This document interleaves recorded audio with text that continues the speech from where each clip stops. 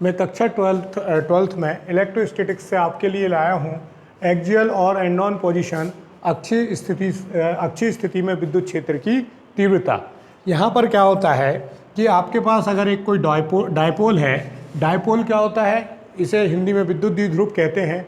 दो opposite charge को, suppose करो एक -q चार्ज है और एक +q चार्ज है, इनको हम एक दूसरे से बहुत पास रख दें, 2l डिस्टेंस पे रख दें, तो इसे हम डायपोल कहते हैं या विद्युत द्विध्रुव कहते हैं। इससे अगर हम किसी लाइन को आगे की तरफ बढ़ा दें तो इसे हम एक्सियल लाइन कहते हैं। और इस पर अगर कोई पॉइंट P हो तो हमें अगर उस P पॉइंट पे हमें निकालना हो इलेक्ट्रिक फील्ड इंटेंसिटी, विद्युत क्षेत्र की तीव्रता, तो इसके लिए जो डेरिवेशन होता है, जो आपका व्यंजक होता है, वो मैं आपको समझाने की कोशिश कर रहा हूँ।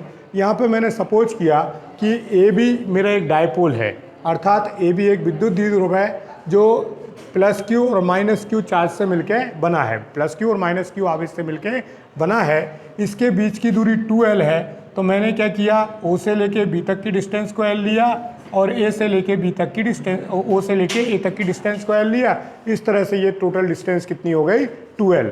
अगर मैं A से लेके P तक की डिस्टेंस निकालूं, चूंकि मेरी जो डिस्टेंस है O से लेके R डिस्टेंस, जो P पॉइंट है वो सेंटर पॉइंट O से R डिस्टेंस पे सिचुएटेड है, तो यहाँ से लेके यहाँ तक की डिस्टेंस R है। ध्यान से देखेंगे और मैं A से लेके P तक की डिस्टेंस निकालूंगा। चूंकि क्या है, O से लेके P तक की डिस्टेंस आपकी R है, तो O से लेके A तक की डिस्टेंस L है, तो यहाँ से हम R को R में से L को माइनस कर देंगे, तो ये हमारे पास हो जाएगा R माइनस L।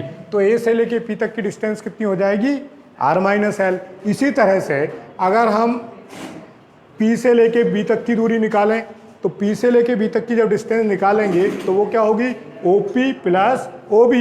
OP हमारा R है और OB कितना है, L है। तो इस तरह से ये टोटल डिस्टेंस कितनी हो गई, R plus L। Electric field intensity के लिए हमारा बेसिक फार्मूला होता है किसी पर्टिकुलर पॉइंट के लिए, E equal to 1/4πε0 Q upon, यहाँ होता है डिस्टेंस का स्क्वायर, जो भी आपकी डिस्टेंस होगी। तो यहाँ पर हम field intensity due to +q charge at P हम निकाल रहे हैं। क्या निकाल रहे हैं, विद्युत क्षेत्र की तीव्रता, विद्युत क्षेत्र की तीव्रता +q आवेश के कारण, +q आवेश के कारण बिंदु P पर। किस पर निकाल रहे हैं, बिंदु P पर।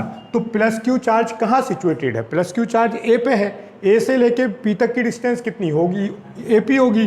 तो यहाँ पे हम सीधा सा जाएंगे, तो E1 इक्वल टू हमारा होगा 1/4πε0 चार्ज और डिस्टेंस का स्क्वायर, AP का स्क्वायर, और इसकी जो डायरेक्शन होगी वो क्या होगी, AP दिशा में होगी, अलोंग AP।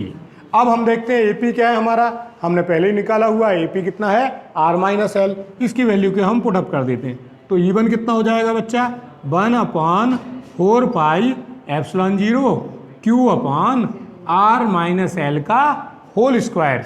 इसकी डायरेक्शन सेम AP डायरेक्शन में है। ये हमारा इक्वेशन 1 कह सकते हैं हम इसे ज़रूरत पड़ने पे। इसी तरीके से हम -q चार्ज के लिए लेंगे, तो हम फिर से वही लिखेंगे, field intensity due to -q charge, किसके कारण, -q चार्ज के कारण, एट P, किस पॉइंट पे, P पॉइंट पे। अब ये क्या हो जाएगा आपका, विद्युत क्षेत्र की तीव्रता, विद्युत तीव्रता -q आवेश के कारण बिंदु P पर। तो यहाँ पर E1 हम ले चुके, इसलिए हम क्या करेंगे, E2 लेंगे। फार्मूला वही होगा हमारा, 1/4πε0 Q अपॉन, हम चूँकि B से ले रहे हैं इसलिए BP स्क्वायर। चूँकि चार्ज अपोजिट है इसलिए यहाँ डायरेक्शन अपोजिट होगी, और ये होगा अलोंग PB। इसकी डायरेक्शन क्या होगी, PB होगी। तो BP की हम वैल्यू डाल देंगे, तो E2 इक्वल टू क्या हो जाएगा, 1/4πε0 Q upon R plus L का होल स्क्वायर। ये हमारी इक्वेशन नंबर 2 होगी। यहाँ हम क्या देखते हैं, हम ये देखते हैं कि E1 ग्रेटर है E2 से, E1 बड़ा है E2 से, और ये क्या कर रहे हैं, ये एक्ट कर रहे हैं along सेम लाइन, ये एक ही लाइन पे क्या कर रहे हैं, एक ही लाइन में opposite direction, same line in opposite direction, विपरीत दिशा में समान रेखा पर, विपरीत दिशा में एक ही रेखा पर स्थित हैं, रेखा पर स्थित है और E1 ग्रेटर है E2 से, तो नेट इलेक्ट्रिक फ्लक्स कितना होगा, then net electric field E equal to क्या, electric field intensity E equal to कितना हो जाएगा, E इक्वल टू होगा E1 माइनस ऑफ E2। इसको हम सॉल्व करने के लिए जाएंगे तो हमें क्या मिलेगा, वैल्यू डाल देंगे, E इक्वल टू कितना हो जाएगा 1/4 pi epsilon 0 Q upon R minus L का whole square minus 1/4 pi epsilon 0 Q upon R plus L का होल स्क्वायर। यहाँ पर हम देखते हैं कि 1/4 पाई एप्सिलॉन 0 कॉमन ले लेंगे, Q हमारा कॉमन आ जाएगा, बचेगा क्या हमारे पास 1/R माइनस L का whole square minus 1/R plus L का होल स्क्वायर। अब क्या करना होगा, हमें एलसीएम लेना होगा, तो E इक्वल टू क्या हो जाएगा 1/4 पाई एप्सिलॉन 0 Q, और यहाँ पे जब हम एलसीएम लेंगे तो हमें क्या मिलेगा R माइनस L का whole square R plus L का होल स्क्वायर। तो यहाँ पे क्या हो जाएगा R प्लस L का whole square minus R minus L का होल स्क्वायर। तो E इक्वल टू क्या होगा 1/4 पाई एप्सिलॉन 0 Q, और यहाँ पे हम ब्रेक करेंगे A प्लस बी का होल स्क्वायर, फार्मूला क्या होगा R square plus L square plus 2RL minus, इसको ब्रेक करेंगे R square plus L square, और ये क्या हो जाएगा आपका माइनस का 2RL, और यहाँ पर नीचे जब हम आएंगे तो इसको हम लिख सकते हैं R माइनस L और R प्लस L का होल स्क्वायर। तो हम आगे जाएंगे तो क्या देखेंगे E equal to 1/4 pi epsilon 0 Q, ये R square plus L square plus 2RL minus के अंदर multiply minus R square minus L square plus 2RL upon A plus B A minus B क्या होता है A square minus B square, तो R square minus L square का whole square. यहाँ पे R square से R स्क्वायर कैंसिल होगा, L square से L स्क्वायर कैंसिल होगा, तो E इक्वल टू हमें क्या मिल जाएगा 1/4 पाई एप्सिलॉन 0 Q, और 2RL इंटू 2RL कितना प्लस 2RL प्लस 2RL कितना हो जाएगा 4RL upon R square minus L square का होल स्क्वायर।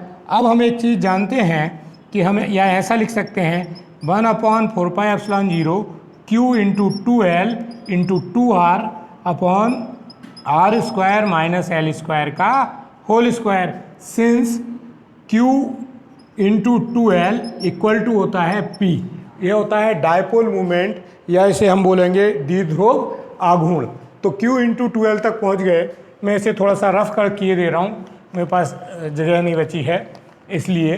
तो यहाँ पे E इक्वल टू क्या हो जाएगा आपका 1/4 पाई एप्सिलॉन 0, और वहाँ पे Q इंटू 2L के प्लेस पे क्या रखेंगे P into 2R upon R square minus L square का होल स्क्वायर।